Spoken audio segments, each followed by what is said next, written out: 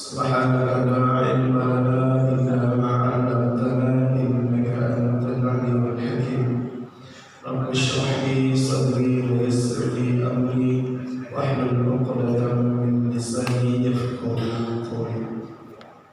Khususan ala hadhihi niyyah wa ala kulli niyyatin salihah. Al-Fatihah. A'udzu billahi minasy syaithanir rajim. Bismillahirrahmanirrahim. Alhamdulillahi rabbil alamin. Ar-Rahmanir Rahim. Maliki yaumiddin. Iyyaka na'budu wa iyyaka nasta'in. Ihdinas siratal mustaqim. Siratal ladzina an'amta 'alaihim ghairil maghdubi 'alaihim waladdallin.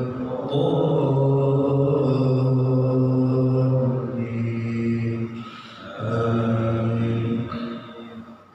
Alhamdulillah, ketua DKM, segenap pengurus, jemaah sekalian, Bapak Ibu yang dimuliakan Allah.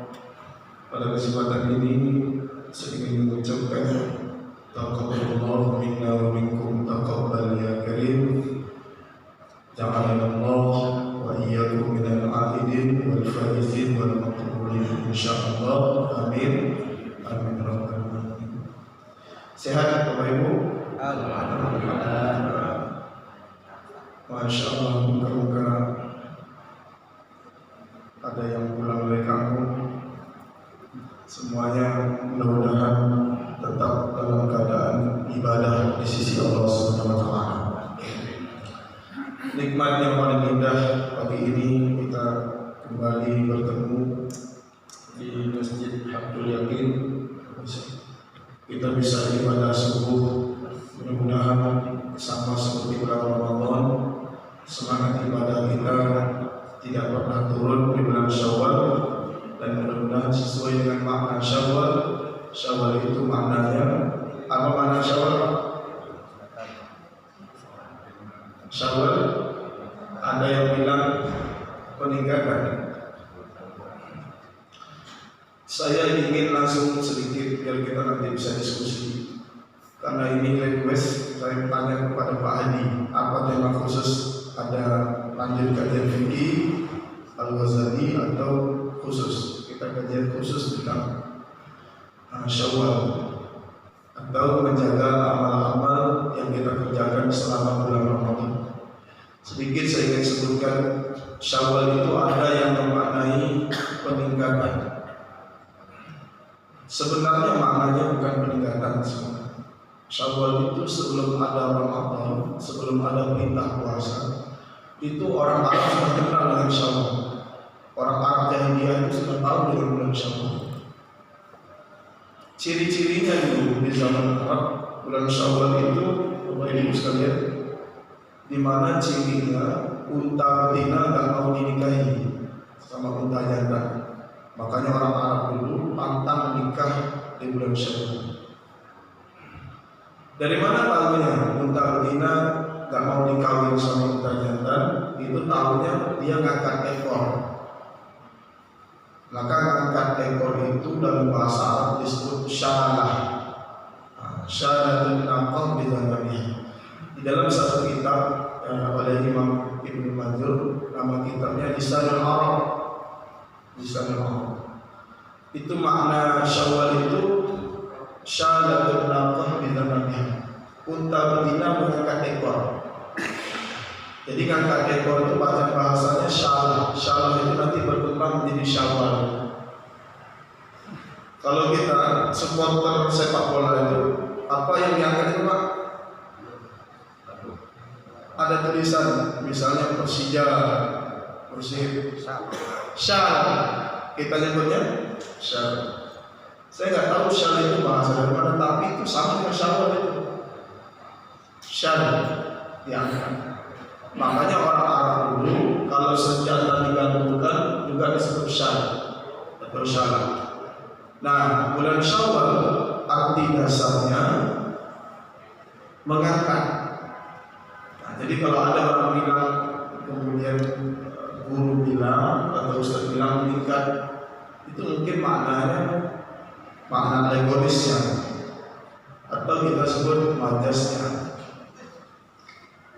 Adapun makna dasarnya adalah mengangkat. Apa hubungannya Ramadan? Sebenarnya tidak ada kalau dari asal usulnya. Asal usulnya karena sebelum ada puasa pun Syawal itu sudah ada. Tapi kemudian dalam ilmu tafsir ada namanya isti'arah, minjam makna. Makna itu bisa dipinjam.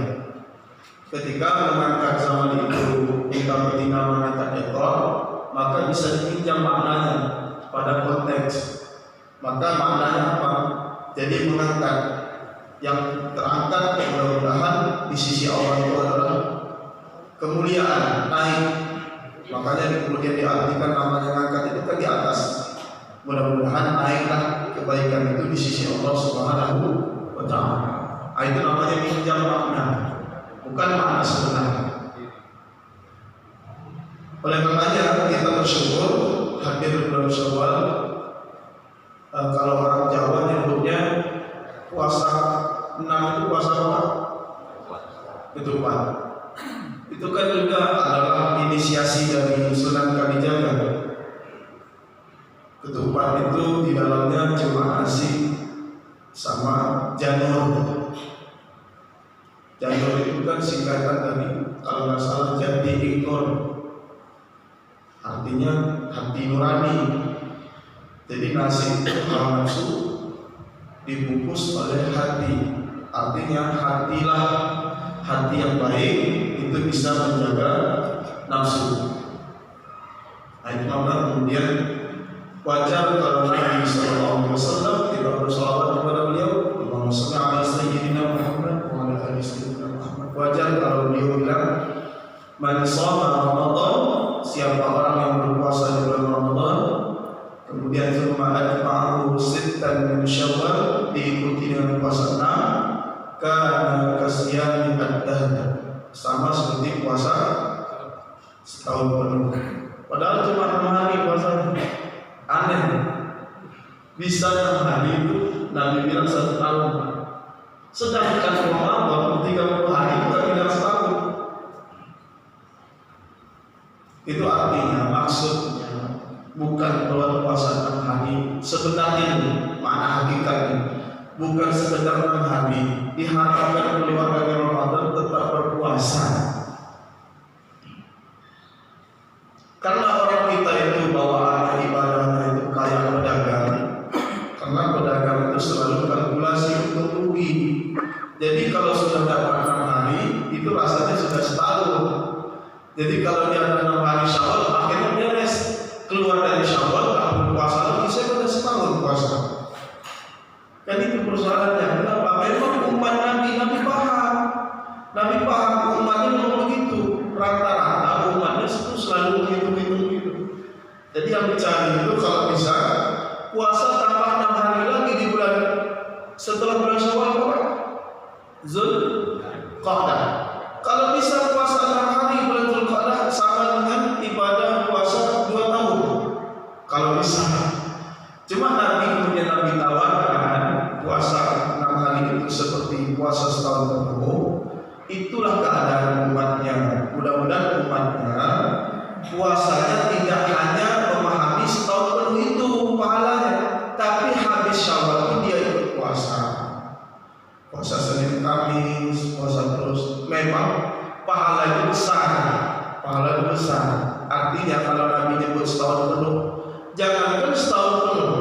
Kalau kita puasa Senin Kamis terus seperti itu ibadahnya bisa lebih baik dari langit bumi dan seisinya. Kita ini ibadah salat subuh saja, salat sunat subuh lebih baik dari langit dan bumi serta seisinya. Bayangkan, artinya pahala itu mudah bagi Allah. Tinggal ibadahnya itu didasari oleh apa?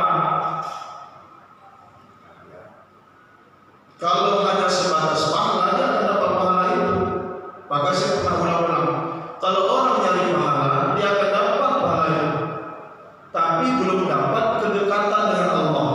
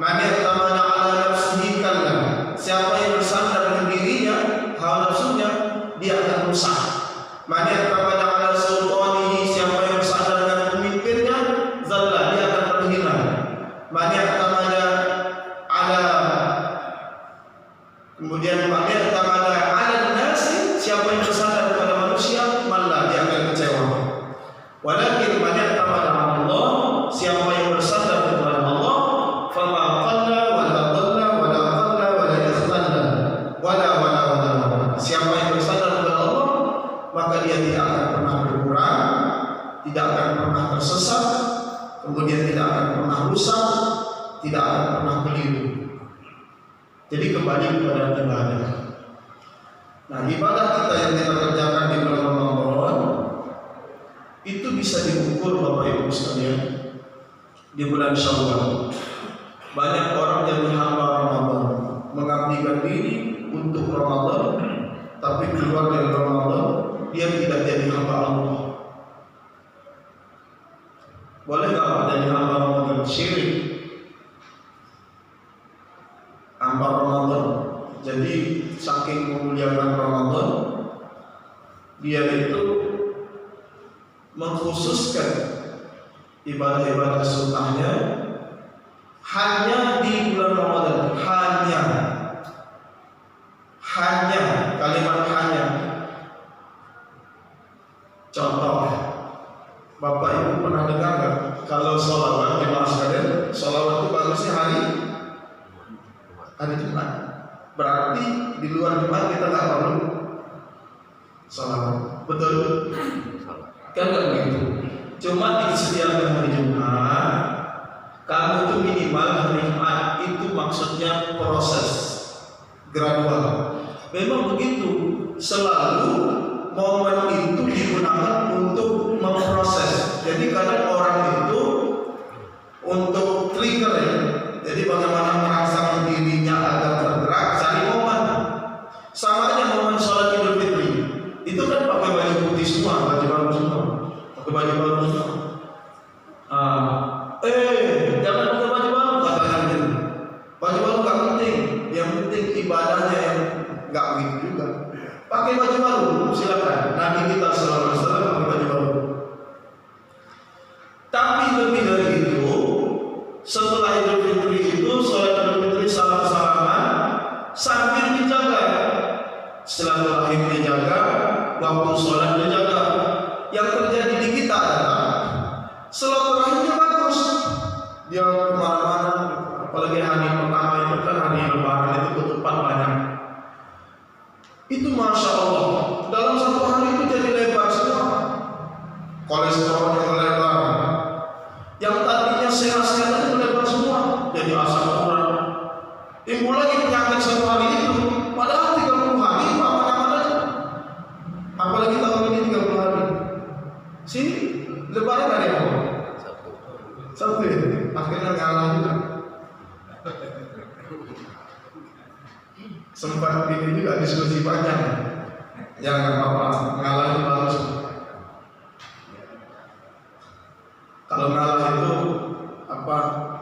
Filosofi orang Minang.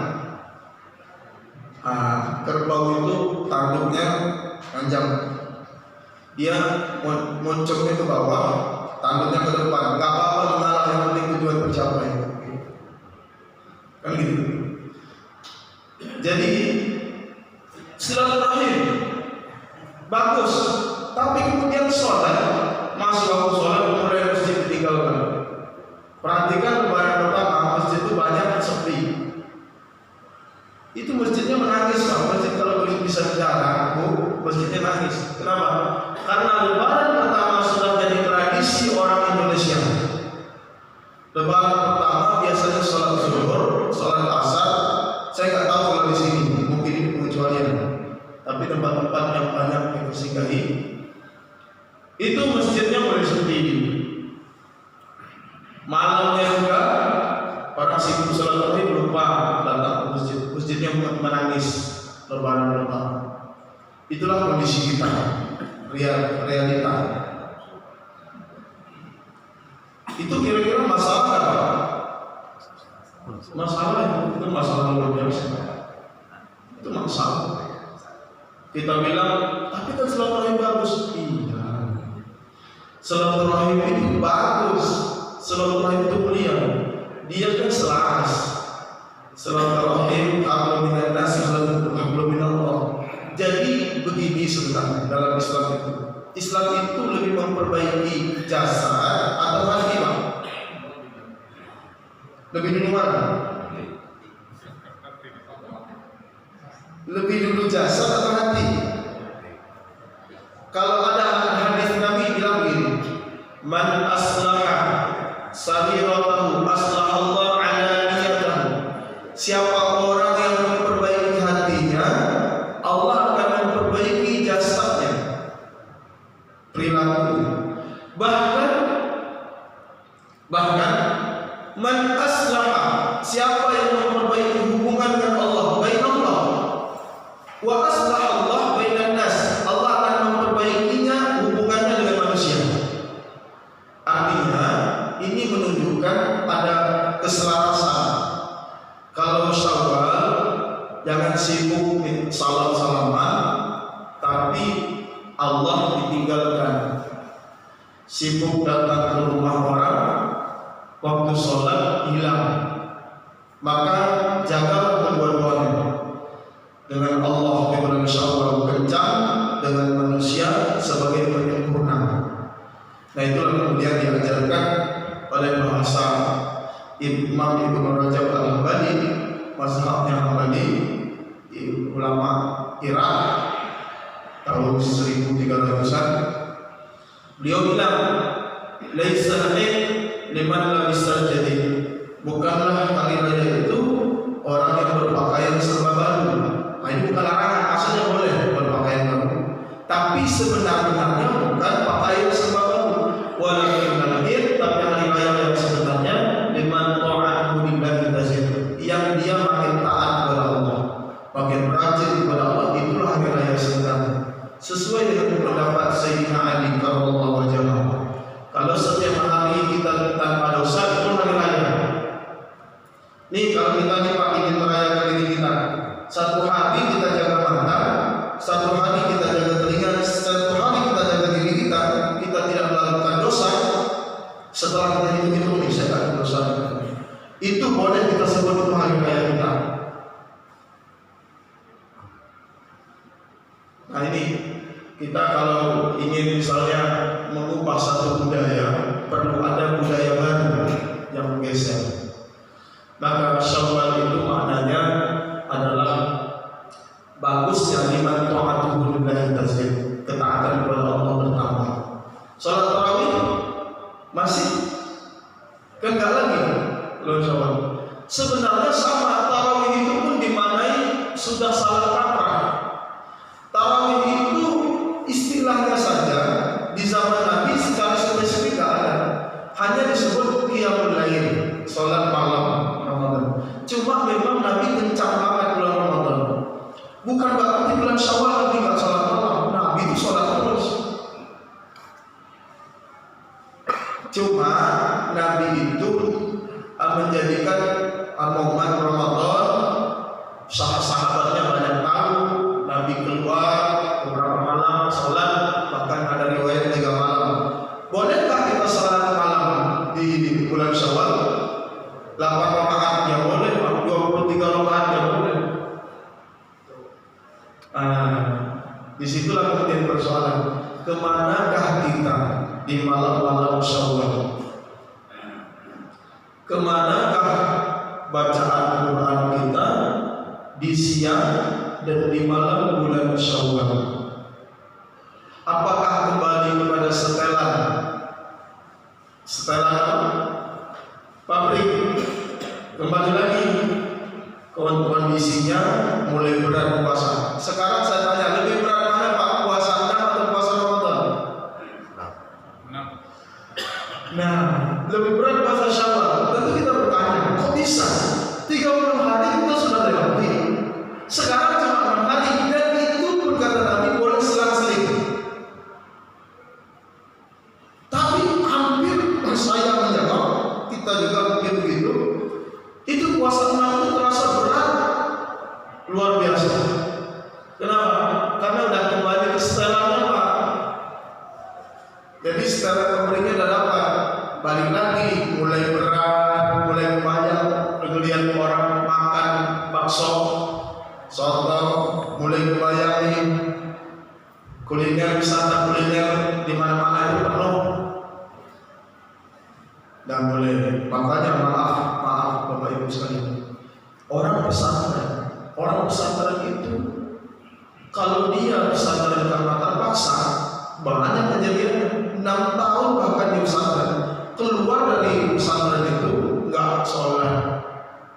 bahkan waktu sholat main gaplek, dan itu banyak.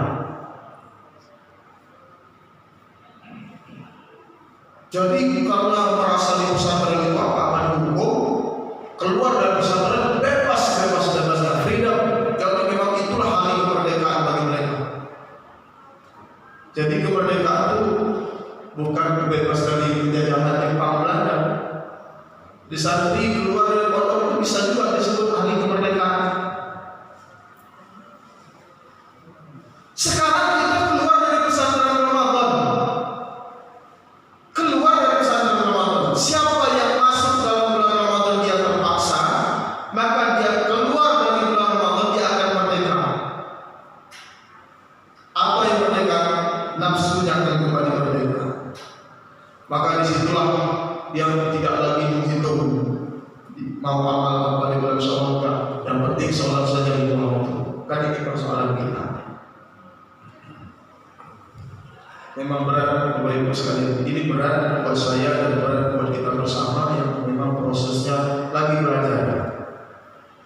Oleh karenanya memang kalau kita melihat bagaimana agar kemudian ibadah kita ini tetap meningkat di bulan Syawal. Yang paling penting intiman. Pertama intiman. Ibadah itu tujuannya bersandar kepada Allah. Makanya bahasa kita kalau bahasa Quran nyebutnya fatawakkal ala Allah. Dalam ibadah itu penting tawakal. Tawakal penting. Tawakal itu yang menyebabkan yang kita baca di dalam doa kita. Ini wajjahtu wajhiya lilladzi fatara as-samawati wal ardi hanifan musliman wa ma ana minal musyrikin. Kemudian ada kata-kata wajjahtu, aku hadapkan diriku kepada Allah yang menciptakan langit dan bumi. Ini yang pakai doa kita ini. Doa kita ini yang masyhur dipakai oleh kaum muslimin ini, yang populer ini. Maka doanya ini maknanya adalah berpasrah. Lebih-lebih lagi di ujungnya, la syarika lahu wa bidzalika umirtu wa ana minal muslimin. Aku tidak mempersekutukan Allah atau tidak ada sekutu baginya, dan demikian itu aku diperintahkan, dan aku termasuk di antara orang-orang yang berserah diri, disebut muslim, muslimin. Maka arti muslim itu orang yang berserah diri. Siapa yang ibadahnya tapi tidak berserah diri kepada Allah, dia ibadahnya tidak akan bertahan lama. Siapa yang ibadahnya tidak mencari kedekatan kepada Allah, maka ibadahnya hanyalah rutinitas semata. Maka bahasa ibadah itu dari dulu tujuan orang kalau nyembah Allah itu pasti taqarrub.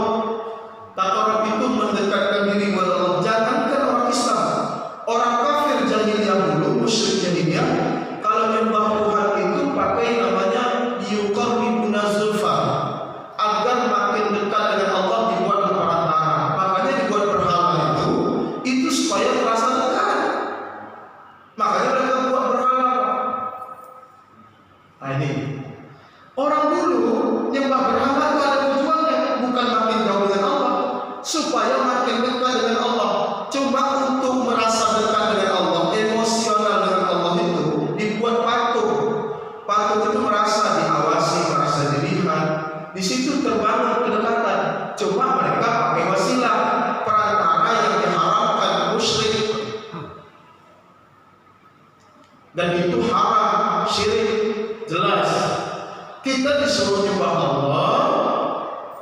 Allah yang kita tidak mampu melihatnya, tapi kita yakin bahwa Allah melihat kita. Anta'budallah ka'annaka tarahu, fa in lam takun tarahu fa innahu yarah. Kalau kamu tidak mampu melihat, kamu yakin Allah melihat. Perasaan Allah yakin melihat kita itu penting dalam ibadah, sehingga dengan merasa Allah melihat muncullah kedekatan. Kalau orang tidak merasa dekat sama Allah, dia tidak muncul kedekatan. Dia sholat subuh tapi dia tidak merasa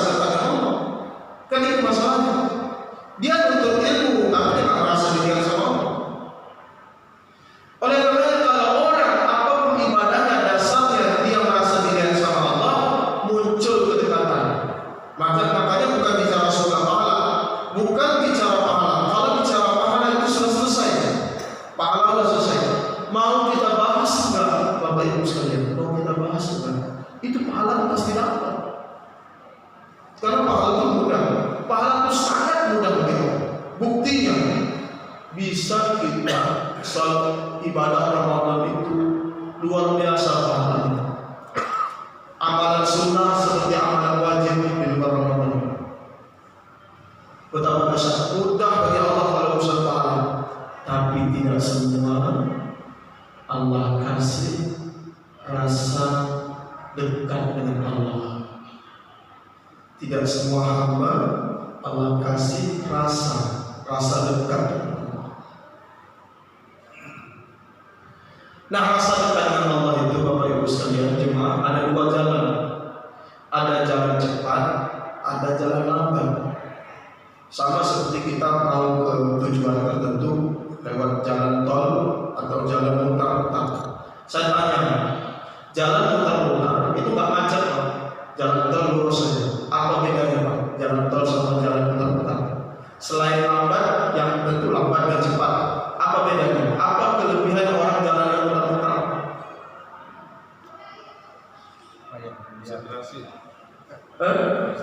Konsentrasi, terus jalan baru. Banyak penglihatan. Konsentrasi betul, banyak penglihatan juga. Makanya ada orang jalannya itu santai kemana-mana, banyak penglihatan. Tapi ada orang jalannya terlalu pengen cepat sampai. Orang menuju surganya Allah, menuju Allah itu ada dua jalan.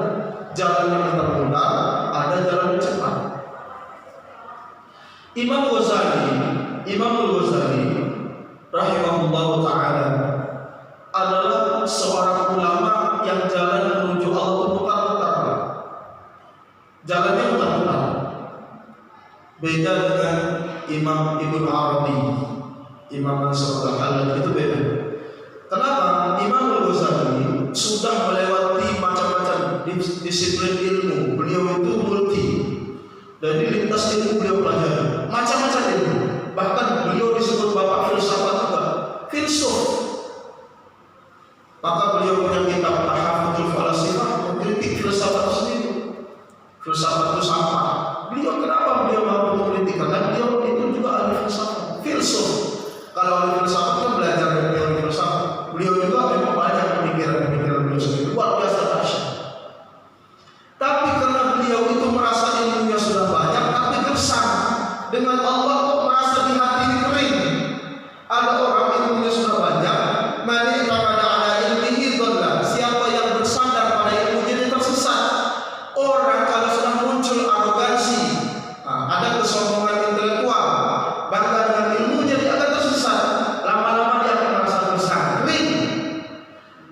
Imam Ghazali karena merasa kering batinnya, maka beliau kemudian berkhalwat selama berapa lama?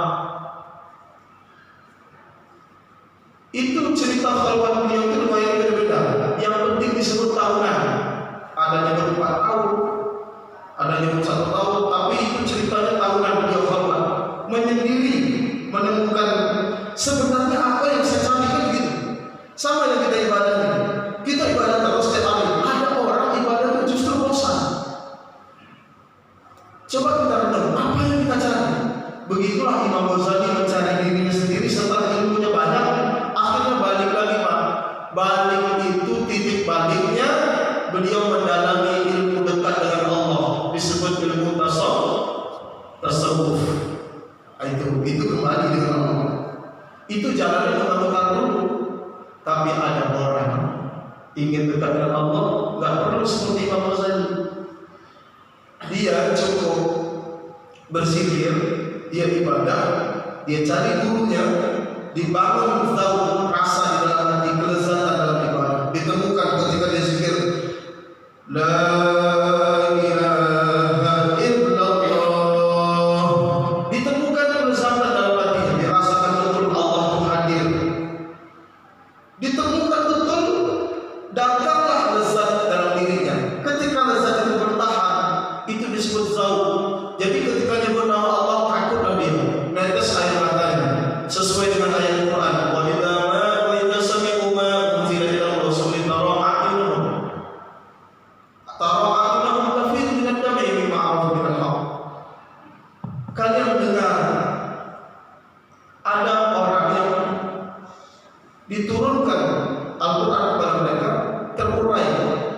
dibacakan ayat yang terurai, menetes air mata. Ada orang model begini. Ini orang-orang yang jalannya jauh, nyarinya kelezatan rasa. Imam Ghazali bukan gak dapat jauh, jalannya panjang. Tapi ada orang langsung gak perlu nuntut ilmu, mutar-mutar dulu, dia langsung jalan tol lurus. Apa bedanya dua orang ini? Dua orang ini hanya bedanya Imam Ghazali adalah ulama yang berhasil menggabungkan ilmu syariat dan ilmu hakikat, sehingga beliau bisa membuat hujah. Maksudnya apa? Argumentasi. Hanya beda di situ. Orang yang bertemu dengan Allah, bersama dengan Allah lewat jalan yang panjang, macam-macam ilmu, dia bisa membangun argumentasi. Adapun orang yang bertemu dengan Allah dengan jalan yang cepat, dengan jauh, dia tidak bisa membangun argumentasi. Misalnya dia merasakan nikmatnya sama Allah, tapi dia tidak bisa ceritakan. Dia nggak punya teori. Makanya Imam Ghazali kitabnya banyak. Beliau punya teori. Tapi kalau kita perhatikan imam-imam orang-orang ahli tasawuf yang langsung zikir, itu kitabnya tipis-tipis karena susah membangun teori. Maka sama, kita yang ibadah sekelas kita yang awam pun sama. Sekelas kita yang awam sama, kembali lagi iktimatnya, sandarannya bergantung pada Allah atau pada siapa. Kalau kita bergantung sama Allah, itu jalan dua, bisa jalan panjang, bisa jalan pendek. Buya Hamka kurang apa ilmu beliau? Semua buku beliau tulis. Kitab tafsir Al-Azhar jelas, monumental. Ada juga kitab buku novel tenggelam kapal Manawik di balik lindungan Ka'bah. Banyak buku beliau. Tapi di ujung hayat beliau itu mendapatkan talqin la ilaha illallah dari Allah. Begitu hebat pidato beliau, ceramah beliau di mana-mana dipuji. Dahsyat. Beliau itu bukan ulama Indonesia saja. Kelasnya beliau itu Asia Tenggara. Karena di Malaysia sangat kenal dengan beliau. Tapi itu jalan panjang. Masing-masing kita tinggal pilih. Kita mau pilih jalan panjang atau jalan cepat. Sama dengan ibadah kita ini. Ibadah kita ini untuk nyari pahala atau nyari kedekatan. Maka bulan Syawal itu diuji. Orang ini ketahuan hasilnya. Oh, dia ibadah itu modelnya ngikut framing. Jadi masyarakat rajin ke masjid, dia ikut masjid. Berarti itu framing. Jadi ibadahnya itu tergantung digiring oleh orang datang ke masjid. Tapi ada model orang ibadah. Kalau orang lagi ramai, dia nampak biasa-biasa aja ibadah. Tapi dikala dia sepi, orang nggak tahu kencang ibadahnya Pak. Ada model begini. Sebaiknya gimana? Pasti kita bilang sebaiknya kencang di tengah ramai, kencang di tengah sepi. Sama sedekah. Sedekah itu lebih bagus mana, terang-terangan atau sembunyi-sembunyi Pak? Bu? Kalau dibanding-bandingkan, tetap lebih baik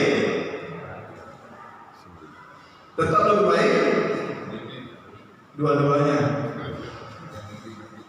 Yang repot sembunyi-sembunyi nggak sedekah. Orang itu kan ada, saya pengen sembunyi-sembunyi aja Ustaz, biar nggak ketahuan orang. Iya, jangan kan ketahuan orang, dirinya aja nggak tahu kalau dia sedekah. Itu artinya nggak sedekah. Kan ada orang dia tahu dia sedekah cuma dia tutupi. Ini sembunyi-sembunyi pun dia nggak sedekah.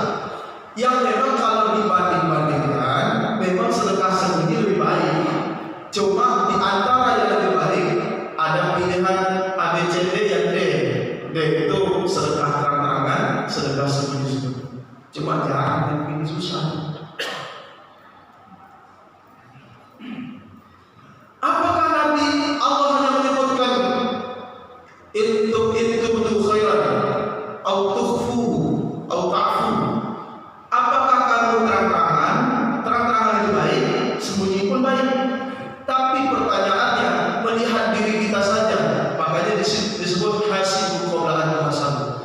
dalam Islam, di dalam Al-Quran, ketika ada opsional pilihan itu, kita itu disuruh mengukur diri. Kira-kira sedekah kita ini lebih rentan mana? Kira-kira sedekah kita ikhlasnya lebih ketika sembunyi atau ketika terang-terangan, diukur. Kalau ketika terang-terangan itu mungkin lebih tergoda untuk pamer, maka belajarlah dari sembunyi-sembunyi. Tapi bahaya orang yang menghindari pamer, menghindari saya nggak mau sholat di masjid, nanti saya dikira rajin ibadah, saya sholat di rumah aja. Boleh nggak Pak? Saya nggak mau sedekah saya ini, ntar saya sedekah, saya cari di mana gitu, saya nggak mau di masjid ini dan terlanjur dikenal. Nggak boleh menghindari riya itu kalau belajar hakikatnya sama dengan iman lemah. Yang penting dilawan. Ketika dia datang ke masjid, dia mau sholat, dia mau disebut rajin atau enggak peduli. Ketika datang dalam hatinya, supaya dilihat orang, langsung dibanting. Karena Allah kok seibadah gitu. Membanting itulah yang paling penting dalam ibadah. Makanya ibadah kita tuh paling penting bantingan itu Pak. Bulan Syawal orang pada lemah semua. Nuntut ilmu lemah. Bulan Ramadan itu kan rohani semua. Malamnya siraman rohani, subuhnya siraman rohani, ada juga zuhur siraman rohani. Pokoknya rohaninya basah. Rohaninya itu basah Pak, memang basah terus. Bulan Syawal siraman rohani bacaan Pak. Siraman rohani itu dan mulai siraman jasmani. Jadi yang basah itu mulai jasmani Syawal itu. Jadi akhirnya yang begini-begini ini kembali ke batin. Ketika ingat, saya ini keterlaluan, nafsu saya Syawal, makannya kemana-mana, makan terus, mulai yang kurang. Saya baca Quran saya kok lemah. Saya nggak punya target bulan Syawal, mulai dia pasang target. Nanti bilang, ya ayuhan nas, khudhu minal a'mali bima tudiqun. Kata Nabi, hadis sahih Bukhari, wahai manusia, beramallah kalian semampu kalian. Beramallah kalian semampu kalian. La ya'malullah hatta tamallu. Allah tidak pernah bosan memberi pahala sampai kalianlah yang akan merasa bosan dalam ibadah. Saya tanya, Pak, jujur, ibadah bisa bosan nggak? Saya tanya jujur, penting jawaban. Ibadah bisa bosan nggak? Bisa.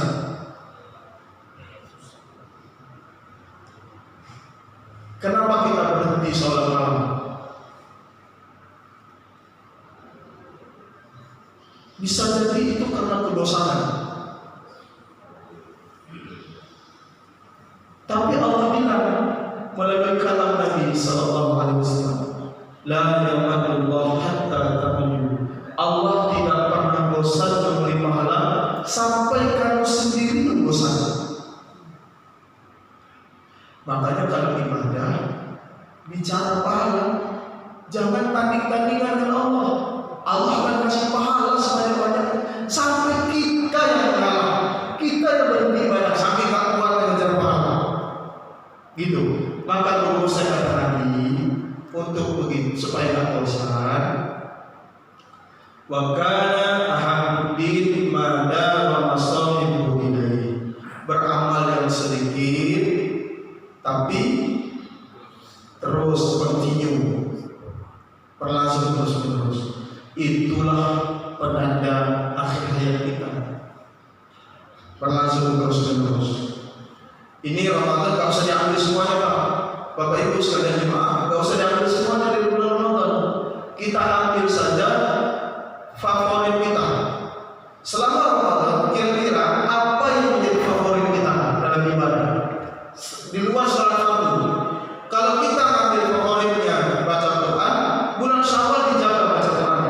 Kalau ambil favoritnya selama Ramadan, senangnya sedekah, jaga sedekahnya. Ini bicara sedekah ngomong-ngomong, paham? By the way, hari hari ini saya kira zakat umat Islam itu masih kurang. Berdasarkan data saja ada itu dari Lazis 2016, tahun 2016 itu umat Islam itu terkumpul dana zakatnya 3,7 triliun satu tahun. Ini perbandingan yang terbalik dengan maaf, saya juga ini pernah merokok, jadi buat yang merokok itu ternyata dalam hitungan satu hari diperkirakan yang merokok itu 90 juta orang yang merokok,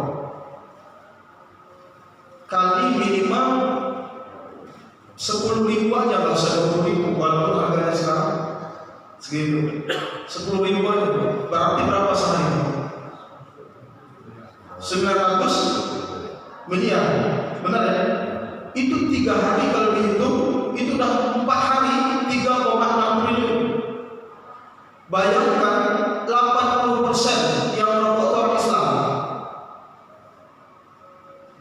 Kalau dibuat perbandingan, seandainya orang Islam itu sedekah, berzakat mereka dari uang itu dipindahkan ke zakat, dahsyatnya umat Islam ini ekonominya dahsyat.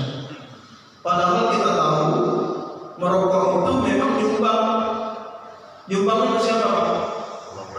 Jelas ke mereka, cukong-cukong itu. Mereka anak keturunannya bukan lagi bicara pabrik rokok, gudang rokok, bukan. Mereka sudah mengembangkan usaha mereka, melebarkan sayap kemana-mana, bahkan ke internasional. Tapi kemudian mereka dapat itu semuanya dari kita, banyak sumbangan dari orang Islam. Makanya ada bahasa ini, kadang menggunakan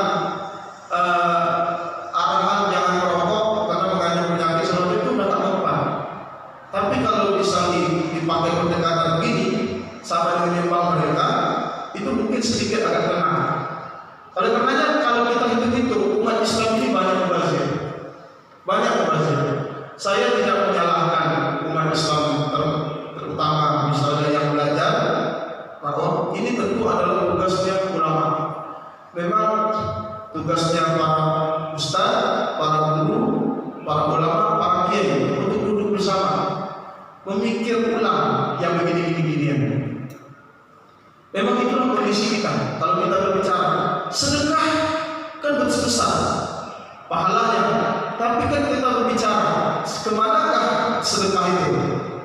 Maka bulan Syawal itu kalaulah setiap orang Islam itu tradisi Ramadan yang terjaga, dia siang sedekah, malam sedekah, bulan Syawal dia sedekahnya itu kemudian Masya Allah jadi kekuatan yang luar biasa.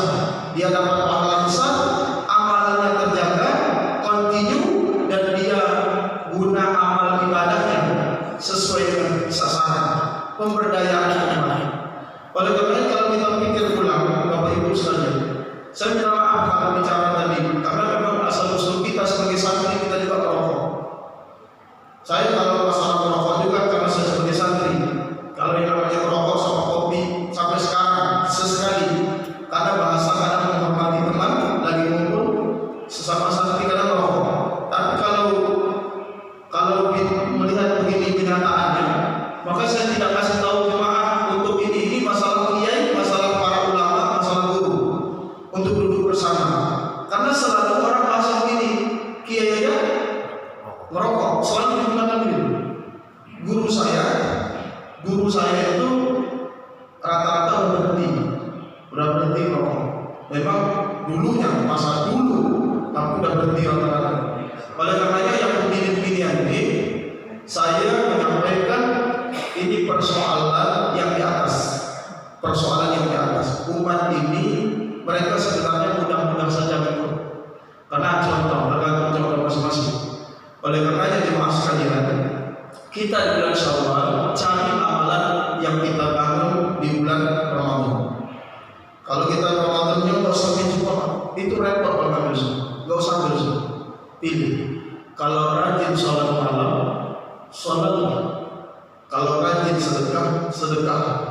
Kalau rajin untuk ilmu,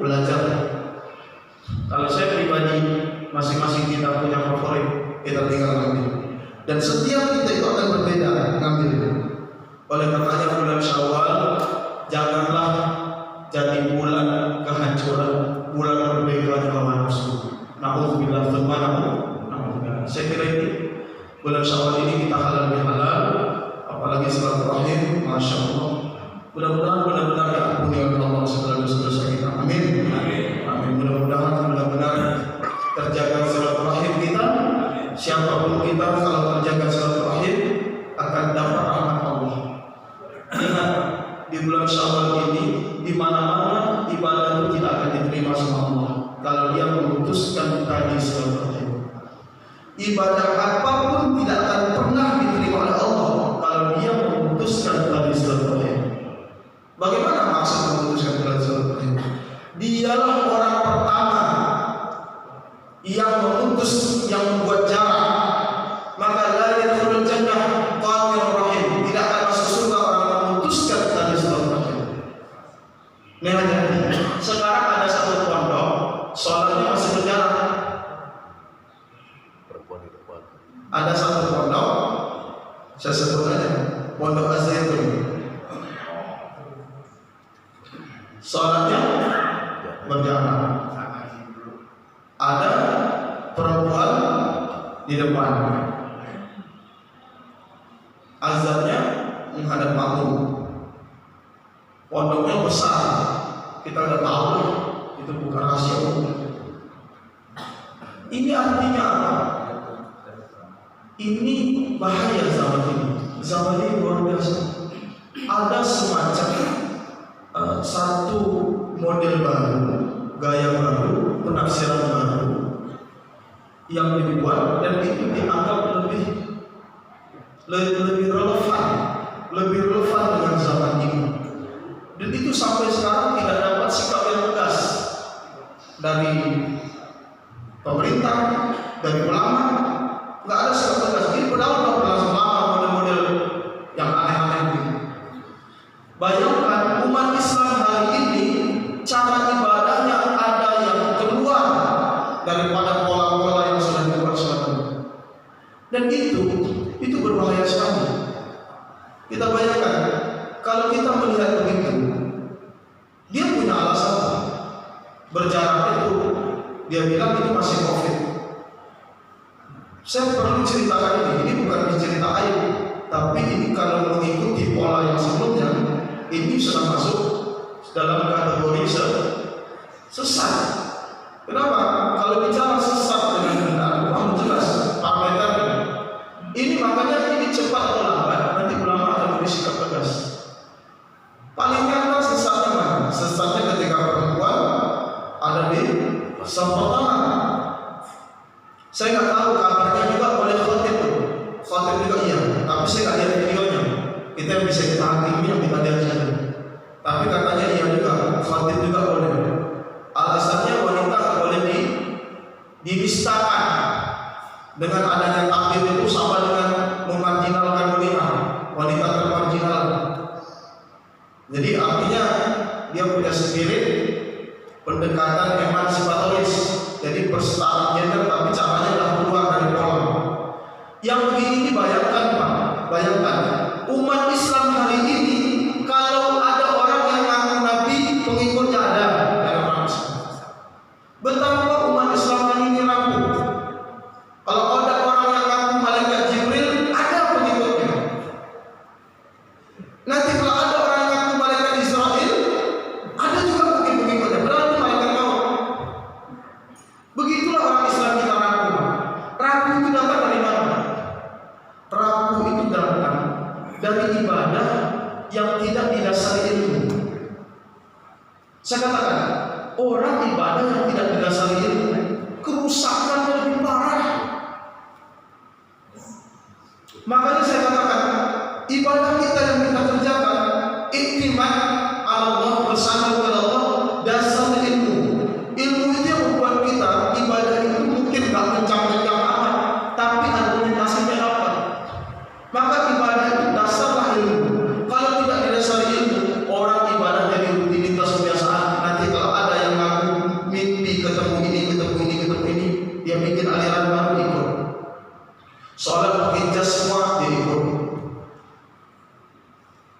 Nah ini yang terjadi. Bayangkan umat Islam di akhir zaman ini. Kita ini sudah dekat sama Imam Mahdi, jangan main-main. Jadi kalau kita ini sudah dekat masa-masa Imam Mahdi, kesesatannya dahsyat. Kesesatannya dahsyat.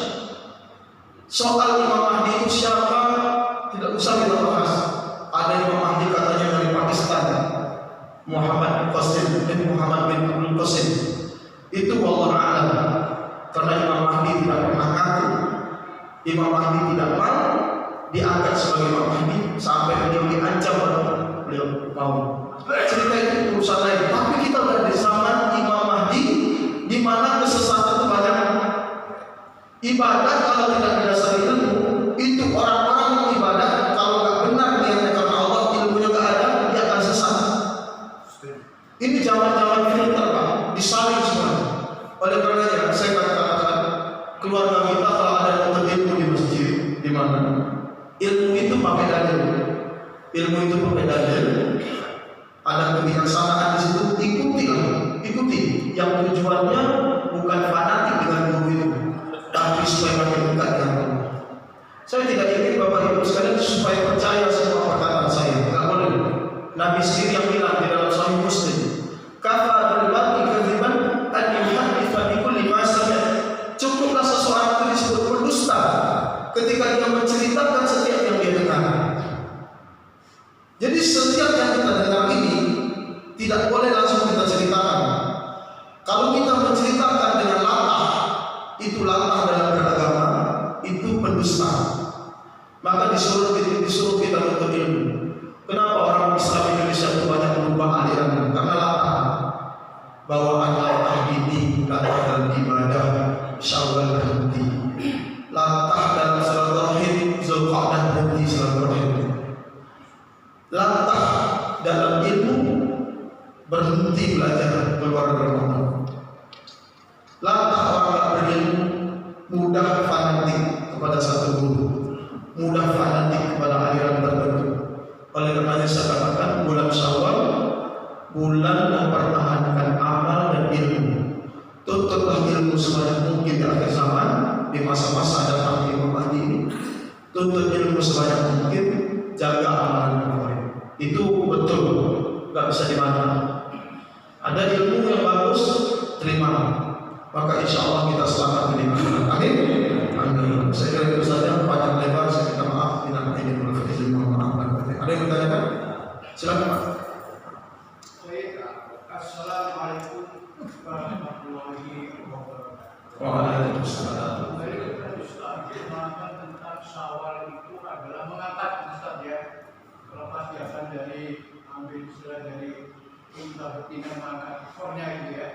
Yang menarik gini Ustaz, mengangkat artinya kemudian kita sendiri mengangkat di mata Allah SWT bahwa kita kemudian kalau mengacu dalam perintah puasa tadi, kan Syawal itu dampak dari akhir puasa Ustaz ya. Sehingga sana perintah puasa itu adalah ketika kita memahami akhir ayat dari surat Al-Baqarah 143 ini ya. Yang bunyinya itu la'anakum tatakun. Sehingga kita puasa ini menjadi orang yang bertakwa, yang terangkat dari Islam ya. Dan yang menarik ini Islam, ketika kita melakukan satu ibadah itu, kalau kemudian sandarannya itu adalah akal, maka kan masalah Islam ya. Bahkan ketika bersandar pada ilmu akan sesat Islam ya. Yang paling menarik lagi bersandar pada puasa. Akhirnya kita bikin bingung Islam ya. Kalau tadi bersandar akal, ilmu itu kan jelas ya. Dan kalau bersandar pada pemimpin atau penguasa ini bermasalah juga. Ini masa juga gini Ustaz, di dalam surat An-Nisa 59 itu dikatakan, A'udzubillahi minasyaitonir rajim, ya ayyuhalladzina amanu atiiullah wa atiiur rasul wa ulil amri minkum. Dan wahai orang beriman, ya taatlah pada Allah dan Rasul dan pemimpin di antara kalian. Ini yang benar di Islam. Ini pemimpin yang mana? Kita di sini kalau kita sadar penguasa, pemimpin akan bermasalah. Sementara surat An-Nisa 59 kita diminta taat pada Allah, Rasul dan pemimpin di antara kalian. Gimana Ustaz? Yang kedua gini Ustaz, yang kedua. Mungkin jamaah di sini ini ya, kalau ditanya kita sudah meninggal, pengen ke neraka apa ke surga gitu. Apa yang pikirannya cerdas atau tidak dungu kata Rocky pasti di surga. Sementara menurut Imam Besar Ibnu Ataimiyah itu mengatakan kebahagiaan surga itu nanti di akhirat ya, surganya Allah bagian akan diawali dengan kebahagiaan manusia itu di dunia. Nah, manusia di dunia kan maksud gini bahagia di dunia itu bukan berarti beli banyak ya, rumahnya kipas ya, harga banyak, bukan itu maksudnya. Maksud Imam Besar Ibnu Taimiyah itu bahagia itu ketika kita beribadah kepada Allah Ustaz. Sudah kayak saya pribadi ini tadi disinggung juga puasa Ramadan itu mudah, gampang, enak, enjoy karena orang banyak melakukan zatnya. Begitu masuk ke awal minta ampun berat setan bergaya, sehingga ketika puasa seperti ini nggak bahagia ya Ustaz. Kayak ada beban gitu ya. Bahkan puasa Ramadan itu kalau dia minta ini bisa terpaksa juga ya.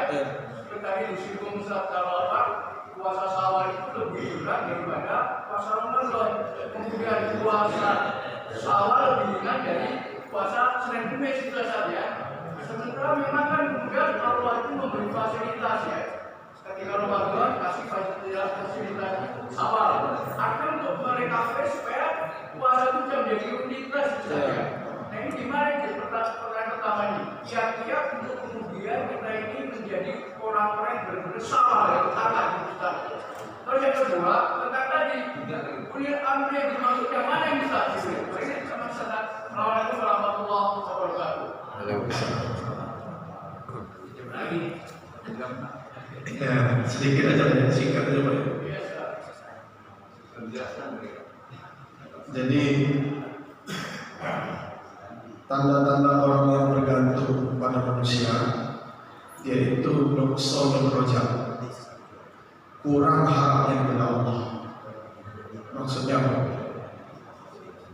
Orang yang kemudian bergantung pada penguasa, yang dimaksud bergantung itu apa? Namanya bergantung. Namanya gantung. Kalau enggak sama itu dia jatuh. Itu bergantung. Nah, penguasa itu ada dua, penguasa yang dekat dengan Allah, penguasa tidak, kan gitu. Penguasa yang dekat dengan Allah, dia pasti mengatakan kalau saya taat kepada Allah, yang saya sampaikan benar maka dipatuhi. Begitulah ungkapan Abu Bakar As-Siddiq. Kalau salah keliru ditegur, kasih tahu. Ternyata pemimpin gak begini. Kita bersandar kepada Allah, maksudnya kita taat selama dia benar. Kalau dia keliru kita koreksi. Nah, itu bersandar kepada Allah.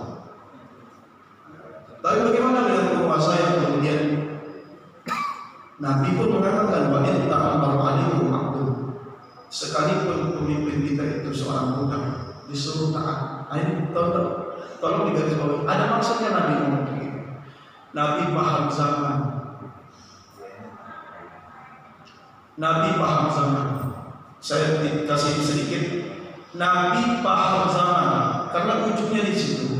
Siapa yang hidup setelahmu, kamu akan melihat banyak persengketaan, konflik. Kenapa kita harus patuh? Patuh supaya terhindar dari konflik, terhindar dari fitnah yang besar. Saya tanya, kondisi satu masyarakat lebih bagus ada pemimpin yang zalim, kalau ada pemimpin itu zalim. Lebih bagus ada pemimpin yang zalim atau nggak ada sama sekali? Tetap lebih bagus ada pemimpin yang zalim. Kalau nggak ada pemimpin, itu rakyat itu saling menzalimi. Nah itu yang lebih berbahaya. Nah itu artinya kalau kita katakan iktimad kita kepada Allah, bersandar kita kepada Allah, kita tahu pemimpin ini siapa. Ketika dia benar, kita taati, kita ikuti. Kalau dia salah, kita koreksi. Dan kita tidak takut, kecuali yang kita takut adalah Allah. Allah kan gitu. Saya singkat aja Pak ya. Saya tadi mendengar nasihat juga dari Bapak. Yang kedua tentang apa tadi ya? Tentang puasa ya. Hah? Udah. Kalau puasa kemudian Syawal la'allakum tattaqun. Ya. Jadi memang output dari Ramadan itu la'allakum tattaqun. Tattaqun itu justru dilihat dari bulan Syawal dan seterusnya. Apa itu tattaqun? Nah, sedikit saya tekankan. Tattaqun itu berasal dari kata takwa. Takwa itu asal usulnya dari kata waqa yaqi wiqayatan. Waqa itu merasa waspada, awas diri, dilihat sama Allah. Jadi Nabi tidak pernah mendefinisikan takwa itu secara eksplisit. Enggak ada sampai nanya, wahai Nabi, takwa itu apa sih artinya? Nabi hanya menyebut at-taqwa hahuna, takwa itu di sini. Tapi kemudian Umar bin Khattab pernah bertanya kepada sahabat Nabi namanya Ubay bin Ka'ab, apa itu takwa? Takwa itu kata Ubay bin Ka'ab, kamu keluar dari rumah, di jalan itu jalannya pinggir jurang, di jalan itu banyak duri.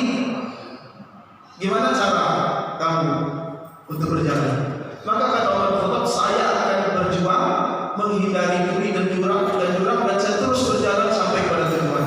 Itulah takwa. Jadi takwa itu banyak yang namanya takwa itu di dunia itu hati-hati. Makanya orang kalau takwa makin tinggi makin hati-hati.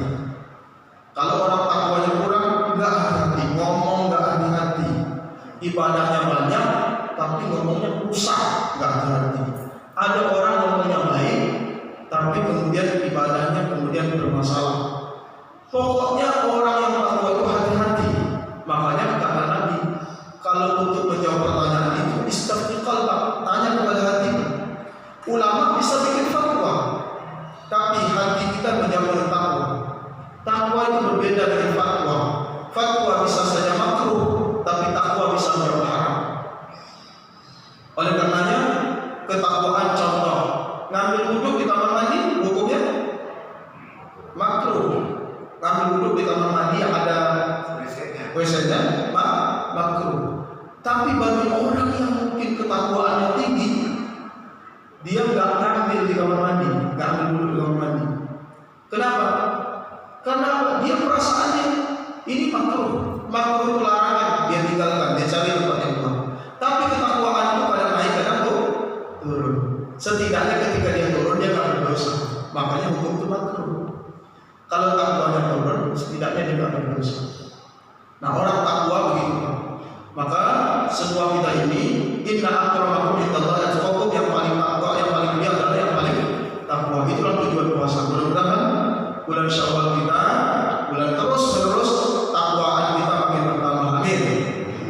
Orang takwa itu ciri-cirinya closing statement, karena itu makanya mendukung ini.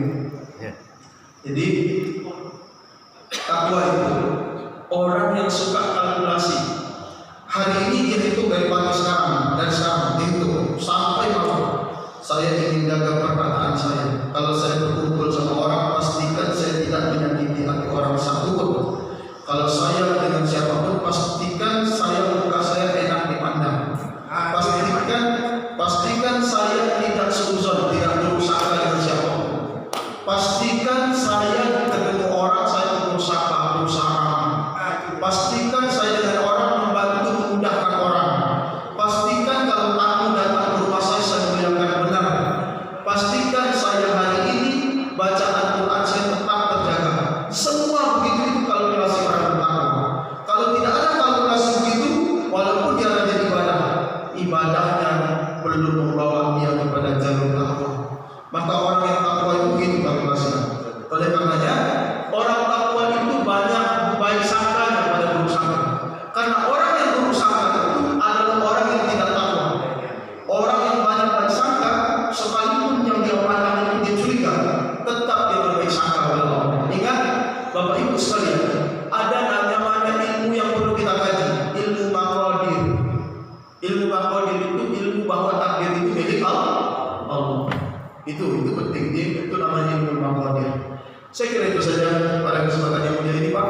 Mungkin nggak bisa memuaskan tadi pertanyaan Bapak segitu saja. Mudah-mudahan semua kita hari ini diberkahi